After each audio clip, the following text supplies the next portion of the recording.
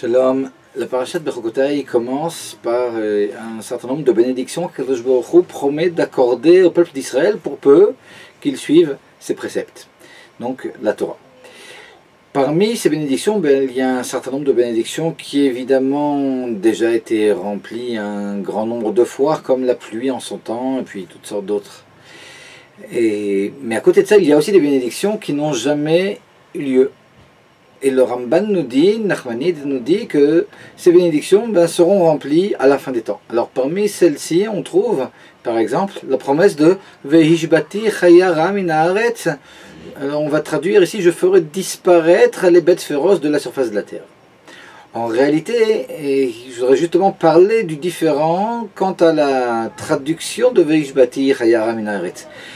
Parce que dans le Midrash, Rabbi Yehuda nous explique Veishbati Chayara min haaretz Veishbati, donc la racine du mot Veishbati c'est Shabbat, donc je ferai disparaître de la même façon que le jour du Shabbat, les travaux disparaissent, il y a quelque chose qui disparaît, et puis tout devient beaucoup plus rouchani, beaucoup plus spirituel, beaucoup plus calme. Veishbati Chayara min haaretz ici aussi, alors je ferai disparaître, nous explique Rabbi Yehuda, les bêtes féroces de la surface de la terre. Mais Rabbi Shimon, qui est Rabbi Shimon Bar Yochai, lui il pense que Veishbati Chayara min haaretz, ça veut dire je ferai disparaître pas les bêtes féroces mais la férocité des bêtes de la surface de la terre. Et en réalité on peut comprendre, et on va le voir ici par des exemples, que le différent est surtout autour du mot Veishbati. Et est-ce qu'il s'agit d'une disparition qui est totale ou une disparition qui est ici sur une forme uniquement, comme le pense Rabbi Shimon? Et quelle est la preuve que c'est justement par rapport à ce mot-là qu'il y a un différent? Et ce mot Veishbati, donc dans la racine et Shabbat, mais on le trouve aussi dans un autre contexte par rapport à Pessah. Lorsque la Torah nous dit dans Parashat Bo, Ach bayom harishon tashbitu seor mi batechem, la veille de Pessah, tashbitu seor mi batechem, vous ferez disparaître le levain de vos maisons. Donc ici il s'agit de faire disparaître le levain, il s'agit de faire disparaître le chametz de nos maisons. Il y a aussi un différent quant à la façon de le faire disparaître. Parce que tout le monde est d'accord que par la pensée, par une formule, on peut faire disparaître le levain, le chametz, et c'est ce qu'on fait lorsque l'on fait ce qui s'appelle le bitul chametz avant Pessah. Mais en réalité, il y a aussi une deuxième façon qui est une façon active de faire disparaître le chametz. Et quand cette façon active, il y a justement de la Mishnah, dans Masrat Psachim, au traité de Psachim, un différent entre Rabbi Yehuda et puis ses amis, dont Rabbi Shimon. Alors Rabbi Yehuda pense que cette façon active, alors c'est ce qui s'appelle le Béour, que En Béour est la Srefa, qu'il n'y a de disparition donc active du Chametz uniquement que par la Srefa, uniquement qu'en brûlant le Chametz. Ça c'est la vie de Rabbi Yehuda. Mais d'après les autres sages, dont Rabbi Shimon, non, on peut aussi, nous dit la Mishnah, les forer et à Chametz, émietter le Chametz, et puis l'Izrot Otobarouach, l'éparpiller à tout vent, ou bien le jeter à la mer. Alors là aussi c'est exactement la même chose, c'est-à-dire qu'il y a une disparition. Alors la disparition ici, uniquement quelque chose sur la forme, mais profondément, le chametz, au niveau chimique, reste exactement le même avant qu'on l'ait émietté. Et puis après, mais en tout cas, la forme de chametz, telle qu'on la connaît, ici, n'existe plus. Puis d'après Rabbi Shimon, et puis d'après les autres chachamim que Rabbi Yehuda, ça suffit. Il y a un troisième contexte dans lequel on retrouve cette racine de Shabbat, c'est justement par rapport au Shabbat. Lorsque la Torah nous dit Ubayom hashvi tishbot, alors elle nous dit dans Parashat Mishpatim, dans Parashat Kitissa, Ubayom hashvi tishbot, le 7e jour, tu te reposeras, alors donc tu feras disparaître cette notion de travail. Là aussi on a un différent. On a un différent entre Rabbi Yehuda et Rabbi Shimon, encore une fois, que l'on retrouve à plusieurs reprises dans le traité de Shabbat. Et ce différent est de savoir, on sait que la définition d'un travail, c'est l'un des 39 travaux qui étaient nécessaires à la construction du Mishkan. Alors ne pas faire ces travaux, c'est ça l'ishbot, c'est ça se reposer le Shabbat.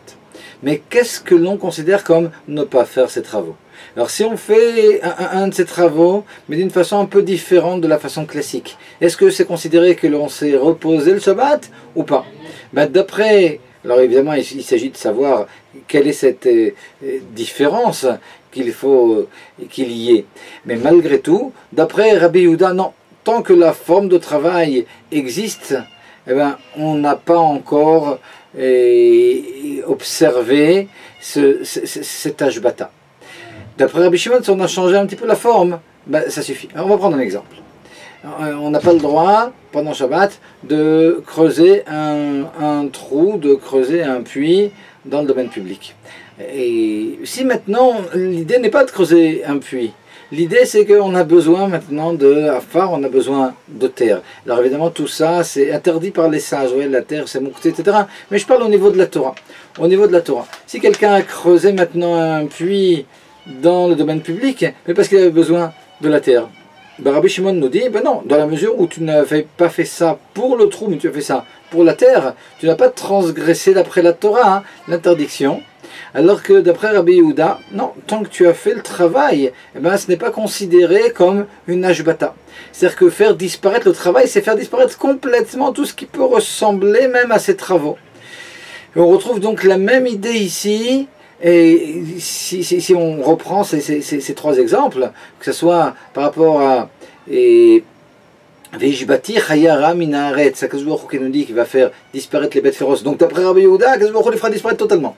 D'après Rabbi Shimon, Akadosh Baruch Hu fait disparaître uniquement la forme de la férocité. Si on prend l'histoire du Hametz, Tashbitu Sor Mibatechem. D'après Rabbi Yehuda, on doit le faire disparaître totalement en le brûlant. D'après Rabbi Shimon et puis les autres Chachamim, non, il suffit de faire disparaître finalement la forme du Hametz, on l'émiette et puis ça suffira. Si on prend le Shabbat, d'après Rabbi Yehuda, il faut absolument faire disparaître tous les travaux. D'après Rabbi Shimon, non. Un travail qui aurait été fait, mais sous une forme un petit peu différente de la forme classique, eh ben, ça sera considéré finalement comme un travail qui n'aura pas été fait. On aura déjà observé le Shabbat, et pour peu que ces 39 travaux n'aient pas été faits selon la forme classique. Ok. J'aimerais qu'on comprenne un peu plus profondément ici ce différent. Et pour le comprendre, on va poser une question. A priori, il y a quelque chose qui est assez étrange. Parce que tout le monde a étudié le début du livre de Ishaïa, et puis dans le 11e chapitre, et tout le monde connaît le passage selon lequel le prophète Ishaïa nous dit qu'à la fin des temps, Vegar Ze'ev im Keves, le loup, il habitera avec la brebis. Alors le loup habitera avec la brebis, puis on nous dit aussi que le namer, donc le tigre, il se reposera avec le petit agneau, etc. Donc quelque chose de complètement féerique, c'est vraiment une description de Yemot HaMashiach. Mais d'après cela, si l'on regarde bien, ça s'accorde bien avec ce que nous dit Rabbi Shimon, mais pas avec ce que nous dit Rabbi Yehuda. Parce que lorsque l'on dit que Vegar Zev im Keves, que le loup, il sera finalement, il habitera avec cette brebis, il y aura des loups. Donc a priori, ce que nous dit Rabbi Shimon, ça s'accorde totalement avec la prophétie de Ishaïa. Ce que nous dit Rabbi Yehuda, que Veishbati Chayara Minaretz, qu'Akadosh Baruch Hu fera disparaître les bêtes féroces, donc il n'y aura plus de loups. Donc que nous dit Ishaïa? Dans la mesure où il est impossible que, évidemment, Rabbi Yehuda dise quelque chose qui contredit cette prophétie de Ishaïa, on est obligé de dire que d'après Rabbi Shimon, à la fin des temps, il y aura une période, et d'après Rabbi Yehuda, maintenant qu'il y aura deux périodes, finalement, deux étapes. Une première étape dans laquelle on aura encore des bêtes féroces, mais qui ne seront plus féroces. Donc comme ce que nous dit Rabbi Shimon, mais il y aura une deuxième étape, sinon on ne peut pas comprendre ce que nous dit Rabbi Yehuda, dans laquelle on a dépassé maintenant cette prophétie de Ishaïa. La prophétie de Ishaïa, donc d'après cela, d'après Rabbi Yehuda, parlerait d'une première époque uniquement pendant les temps messianiques, et puis dans un deuxième temps, il n'y aurait, birlal, plus de bêtes féroces. Et c'est intéressant, parce que lorsqu'on parle d'époque, alors on sait, ça commence déjà avec le pirouge de Nachmanide et sur le livre de Bereshit, c'est quelque chose qu'on retrouve souvent sur le Maharal de Prague et qu'on trouve dans les textes en général. Quand on parle d'époque, on parle de période de 1000 ans. Alors on sait qu'il y a 6000 ans qui se divisent comme ça en 6 périodes, et à la fin, il y a donc une période qui est une période shabbatique, une période de Yemot HaMashiach, avant d'entrer dans quelque chose encore plus développé des temps messianiques. Maintenant, cette période qui s'appelle la période des temps messianiques finalement, comme on vient de dire, d'après Rabbi Shimon, il y a une période, d'après Rabbi Yehuda, on est obligé de dire qu'il y en a deux. ben, ça va vraiment de pair avec un différend que l'on retrouve au traité de Rosh Hashanah, page 31a, entre Rav Katina et puis Abaye. Parce que Rav Katina nous dit Shit al feshne ave alma vechad charouv. Le monde existera 6000 ans, et puis après il y aura 1000 années de destruction. Alors cette destruction, évidemment, il ne s'agit pas d'une bombe atomique, mais cette destruction, c'est la destruction de toutes sortes de choses qui sont mauvaises. Finalement, c'est les temps messianiques.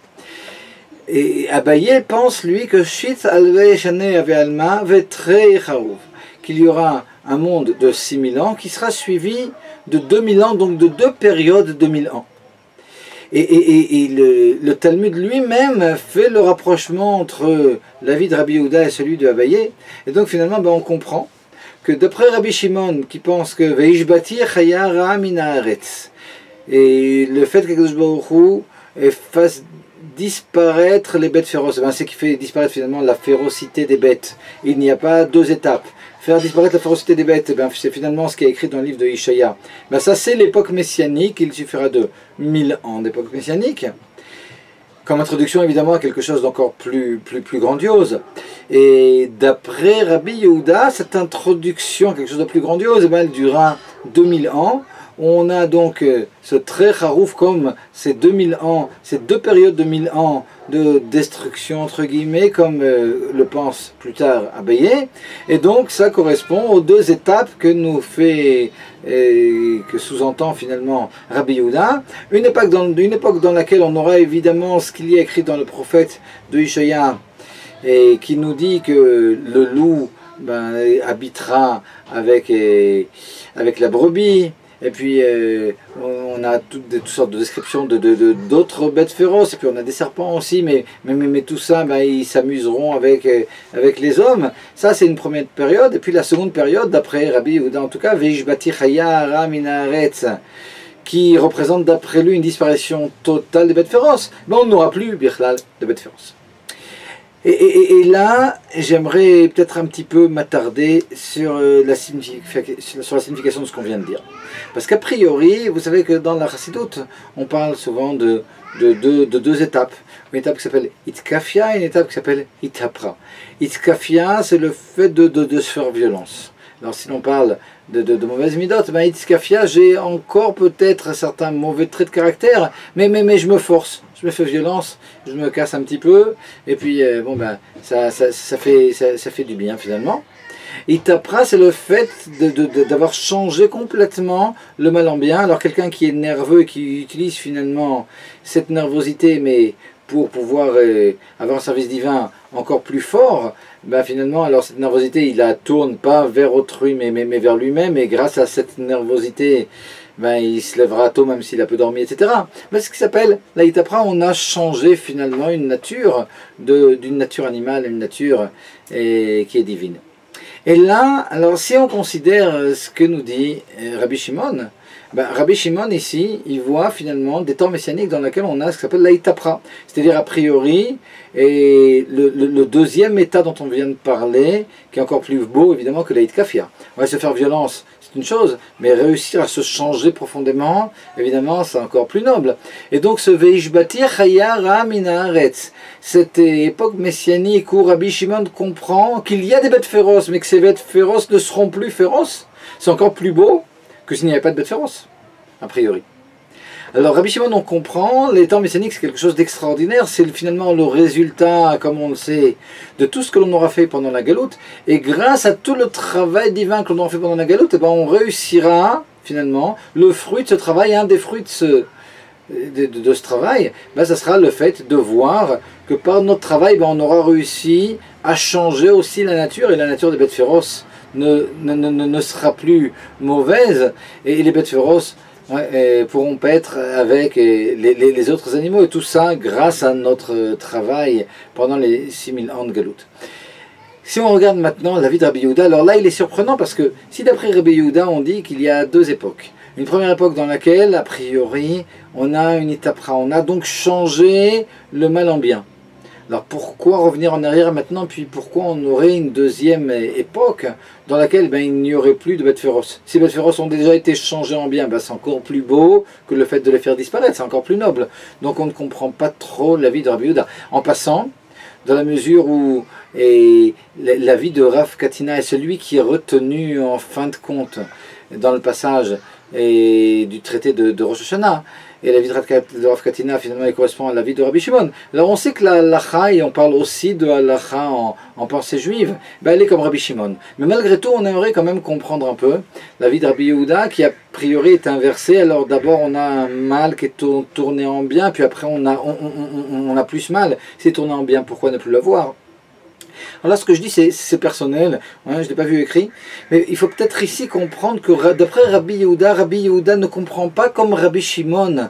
Rabbi Shimon, celui qui est vraiment le sanégor, celui qui est le défendeur, un peu comme Rabbi Akiva, puis après comme toutes sortes d'autres grands aussi dans l'histoire, celui qui va toujours voir le côté extrêmement positif du Ham Israël et puis voir les choses en grand. D'après Rabbi Yehuda, a priori, ne pense pas que cette première époque dans laquelle finalement la férocité n'existe plus, ne pense peut-être pas que c'est quelque chose qui provient du travail des Bnei Israël. D'après Rabbi Yehuda, on est obligé de dire si cette chose disparaît, vous savez, tout ce qui a un rapport avec ce qu'Akadosh Baruch Hu fait pour nous, ce sont des choses qui ne sont pas éternelles. Ça vient d'Akadosh Baruch Hu, mais Akadosh Baruch Hu les fait finalement pour nous aider. Alors, si l'on prend les fêtes, pendant les fêtes, il y a énormément de lumière, etc. Mais c'est pas éternel, ça dure 7 jours. Et puis après, soit on s'est changé de nous-mêmes, et dans ce cas-là, on a eu quelque chose vraiment d'éternel, soit on s'est pas changé, puis Akadosh Baruch Hu nous a donné un cadeau pour une semaine, et puis après, c'était pour nous faire avancer, et Akadosh Baruch Hu, à la fin de la fête, il reprend ce qu'il nous a donné, et si on n'en a pas profité, tant pis pour nous. Donc ce qui vient d'Akadosh Baruch Hu, c'est une aide qu'Akadosh Baruch Hu donne pour un certain temps. Et donc on sera obligé de dire d'après Rabbi Yehuda, si finalement ce caractère de férocité des bêtes qui a disparu, cet état-là lui-même disparaît, on est obligé de comprendre que d'après Rabbi Yehuda n'a pas donné ici, a priori, tout le crédit au peuple d'Israël. Alors il comprend que cette chose-là, c'est aussi un cadeau d'Akadosh Baruch Hu, pour nous donner un contexte, dans un premier temps, dans les temps messianiques, mais malgré tout, la finalité, ce sera uniquement, d'après Rabbi Yehuda, quelque chose qui est, oui, le fruit de notre travail, mais qui ne sera finalement que la hitkafia, c'est-à-dire un premier niveau, un niveau où on aura réussi par notre travail à faire disparaître complètement les bêtes féroces. Mais les changer de mal en bien par notre travail, c'est quelque chose qui n'est pas envisageable. D'après Rabbi Yehuda, Baruch Hashem, la halacha, et la conclusion du passage est en accord avec l'avis de Rabbi Shimon, et par conséquent, il faut comprendre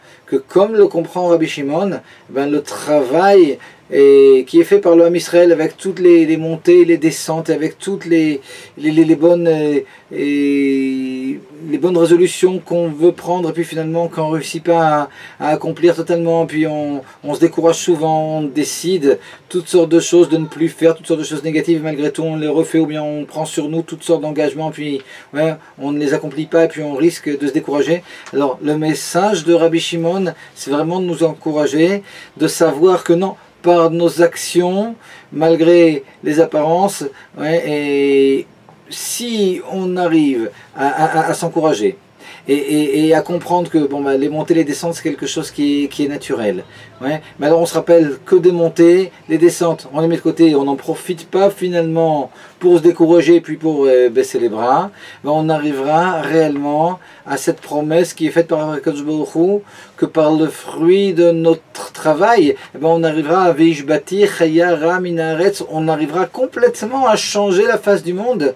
Et là c'est juste un exemple, mais finalement tout ce qui est négatif, alors non seulement il n'existera plus lors des temps messianiques, mais par notre travail, on aura complètement changé la face du monde, et de négatif, on aura tout changé en positif. Et ça, c'est pour très très bientôt, Be'ezrat Hashem.